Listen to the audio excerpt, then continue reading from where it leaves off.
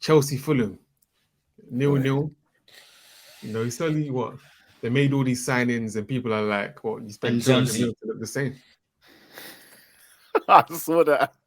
Man, like Oh, Zonzi. the memes from Mudrick on Friday night. Oh my days. And Hey. Zonzi Fernandez, bruv. Mudrick, yeah, Midrit, bruv. He So- was. They were killing him, bro. Nah, he was good. Who? Zonzi. You know what? Decent. It's weird because when you see players playing in, or this is for me anyway, when I see players playing in international tournaments, I can't judge how good they are. Mm. I can only, when it's in a format that I recognize and I'm familiar with, that I've been watching for years, like the Premier League or club football, then I can see how good he is. Because I didn't realize he was that sort of player. Like he has a bit of bite about him. Like he can get stuck in the tackle. Yeah, I didn't realize He's that. for Benfica. I thought he was more like a flashy. No, he's really, really good for his age, especially. He's only like 21. Yeah, He's really good. but He's not a flashy player. He's more of a grip bite. He's got vision. He's got passing. yeah, But he's did not it worth everything. 100 million. like a He's deep not worth line 100 million. playmaker. Yeah, But yeah. no. Not 100 million. They robbed him blind. From what I saw, he looked good, and it looked like he was commanding a presence in the midfield. It looked like the players were looking for him, which is always a good sign in your first game. So he's not worth the money. Well, let's see if I doubt he'd be worth the money, but I think he'd be a good player. If you're 100 mil centre mid, you need to be on Yaya Toure level. In terms of influence, yeah. Plain and simple. If you're 100 centre mids, look at what we held Pogba to. We've got to hold you to that and a bit more now. Yeah, you need to dominate, come in and dominate from day one. Yeah. Yeah, you need to be so influential. You got to be like Busquets level, like just no one can tackle you. Not you press resistant. Like no one. You should be so influential, in my opinion. If you're gonna spend that kind of money. It was his first game and he played well, so more to come. I don't really like the way Potter has them lot set up. I don't know. It just feels a bit all over the place. It's because poor. It is poor. It is poor. We were giving him his ratings early in the season, but when the levels have risen, he's kind of been exposed because throughout the season, all teams have been going back and forth. They never control the game. It's always a chance for Chelsea. And the thing is, they ain't got killers up front, so they'll go create a chance, miss it, and then the team will go and create a chance and sometimes score. It's like always a back and forth with Chelsea. And Chelsea is so boring to watch, and like there's no. It's starting to look like Oli and Man United and the Oli. There's no style of football. I was like, what? How do they play football? Yeah. And then you've got Enzo in the middle, and you've accommodated him with Mason Mount and flipping Gallagher. Have you lost your mind? Gallagher. But to be fair, they got injuries. Gallagher. No. That's not acceptable, man. Mount and Gallagher. That's head loss. Gallagher, jeez, fam. Gallagher's. I'm sorry. Back in a couple of videos, I said Gallagher was decent. That guy's not good, man. He's useless. He's not good. He's good in certain situations. No, like Gallagher's not good. If you have a team that dominates the ball, he's not that good. He's not that guy. I can't think of any situation where he's good. He's not good, bro. He's dead. Conor Gallagher's dead, bro. He's crap. Fine. Mason Mount is useless. You've got them three. You got Mount and Gallagher as your two midfielders with Enzo. You're in big problems. You're not going to do nothing. They need Zakaria for legs and Kovacic. I think. Actually, if I was Chelsea, I'd do 4-2-3-1. Put Enzo and Zakaria in a double pivot, and then I'll play Sterling as a 10. I've always liked him as a 10. But what do you think of Mudryk? Honestly, I didn't see the first half, so I know you came off the game. He didn't. He was missing. Like he was just, wasn't involved. I heard he got subbed off because he had a cold. Yeah, I saw that too. Fam, boy, we ain't heard the flipping Apaniki, fam. Fam, maybe had a Jordan flu game, bro. We better suck that up and play. You better get some Tiger Bomb, fam. Hey, Potter threw him under the bus there, man. Just I said he had a cold. He said he should just say he had a knock. He felt a knock. Do you know how bad that is? Because it's cold in Ukraine than it is in flipping here, and he's got a cold. How? need to do that Patrick Vieira, fam. Just rub some Aboniki there, fam. Ah, On your way. like he just played. He wasn't good, man. He just every time Fulham had him like they worked him out, man. They were pressing his first touch. It was just onto him straight away. Didn't give him any space to work with. He looks like a player where when he has space to work with, he's dangerous. But he was just getting pressed, and he just couldn't do nothing. He was just so ineffective. Honestly. Fulham are really set up well. Marco Silva's done a great job there, though. So, Yeah. I mean, that's the same thing with Martinelli against Everton.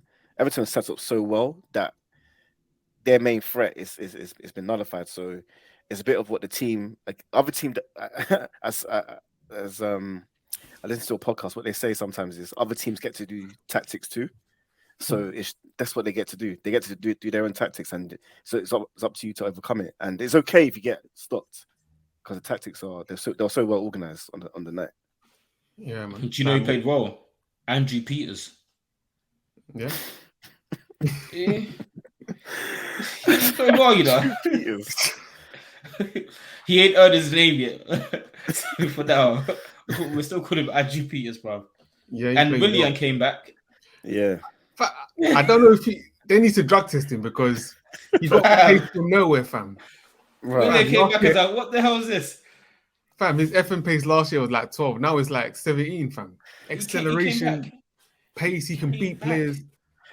He's still a good player. I don't know what happened at Arsenal. I don't know what happened. Yeah, because he didn't look that athletic at Arsenal, did he? No, he didn't.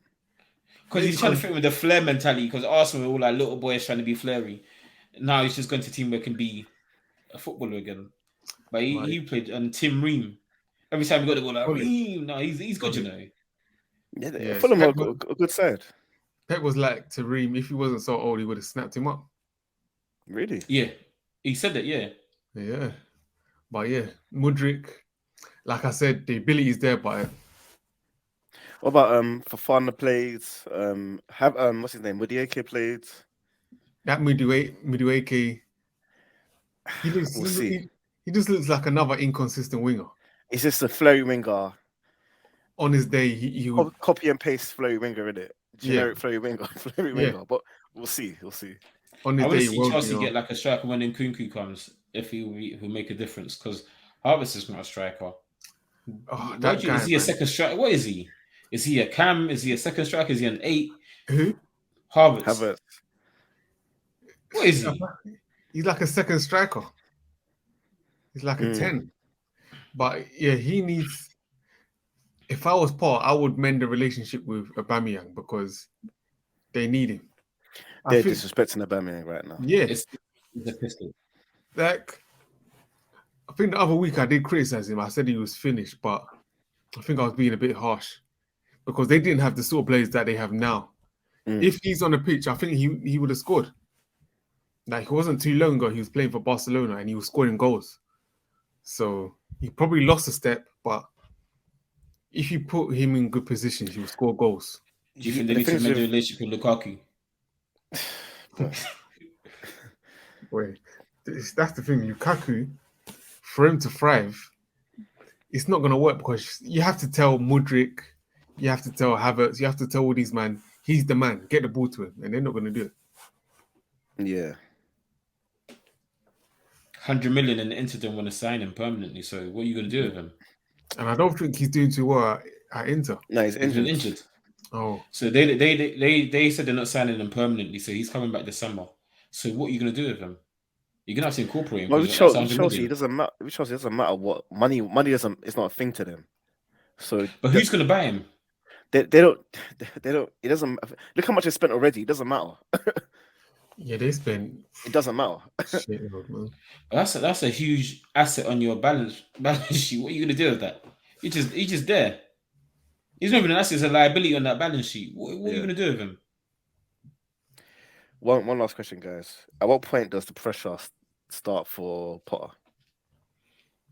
That's a good question. I think it starts because in theory, the pressure should be here by now because he started quite early. I think he got the job in October or September even. Yeah. In 5 games. Yeah, because now they're saying it's next season. Yeah. whoa, they're saying, oh, it's a new squad, integrate. But watching that game, I was just thinking, if a better manager was in charge of that team, Chelsea would have been playing champagne football, and they would have won that game easily, even though it's the first game, because you can see the ability there with all the different players. But like you said, SB, it just wasn't put together well. So I think the pressure is going to be on, like you said, El Caps, the next 5 games, because it's not only about winning. All that money spent, you have to win and play well now. And the problem is, next season, it's the Premier League winners or bust. If the money you spent, second's not good enough anymore. That's another issue for Potter. Yeah. And Man United are going to get better. Liverpool are going to get better. Newcastle are going to get better. Arsenal are going to get better. City are going to get better. It's not. I don't think it's the right job for Potter. It's a great opportunity, but it's not the most settled, stable place to go to where the expectations are quite normal. The expectation is title or bust, title sack, or sacked. So yeah, the thing is, because Potter's excuse start of the season was it's not his team.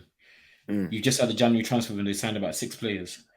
You've had enough. You've had players come in, and you would have had an input into them players coming in. So in 5 games' time, if you can't do nothing with them players, you're going to get. But I don't know how much of an input he had though. He has to, because he's the manager. He's a coach, because no team is going to sign players and say you as a manager don't have any input, because you have to work with them. So he has to have an input in them. Because signings like Badiashile, Chelsea, they're not going to. He's going to have an input.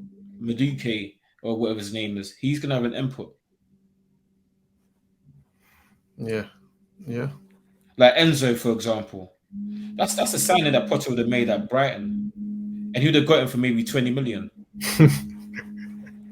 That's a Potter signing. If that, he would have got a bargain for him. Enzo's a Potter signing. It's like a Caicedo, them kind of players, them good players here. He would have signed him before the World Cup. Yeah. And then he would have gone to World Cup 1 and like, wow, Enzo. So he had inputs into these players, but they need a striker for me. It's been the same. Once they have a striker, you might see something else. But right now, they ain't got a striker to work with. But then at Brighton, he had man like flipping Danny Welbeck as his main striker. So if you got Harvard, you have to do something. Yeah, he's got 5 games, man. Or they sack him. Sack him. What else? Because if you keep drawing, I've just spent 600 million, and you're gonna give me 10th. Nah. For 600 million, I expect top 4. I expect him to see out the season. Yeah. But if he's not first by like November or December, if you're not first or second by then you're gone. You have to go. Nah, I think they'll get rid of him at the end of the season. I think they're going to, because Chelsea are 20 points behind Arsenal. Who's 4th? Newcastle. They're 10 points behind Newcastle. So, and then they've got 17 games left, 10 points behind. Yeah, because in 5 games' time, you're sacking them. That's the thing, because when at the end of the season, everyone knows that like it's going to be a crazy summer. It's going to be a crazy summer. Newcastle are coming. Man U are coming. Liverpool. Imagine in the summer, Newcastle spend money, Liverpool get taken over, and Man U get taken over. There's no time to dilly-dally whatsoever. You have to make... summer transfer window is going to be crazy, you know. You have to make important decisions ASAP.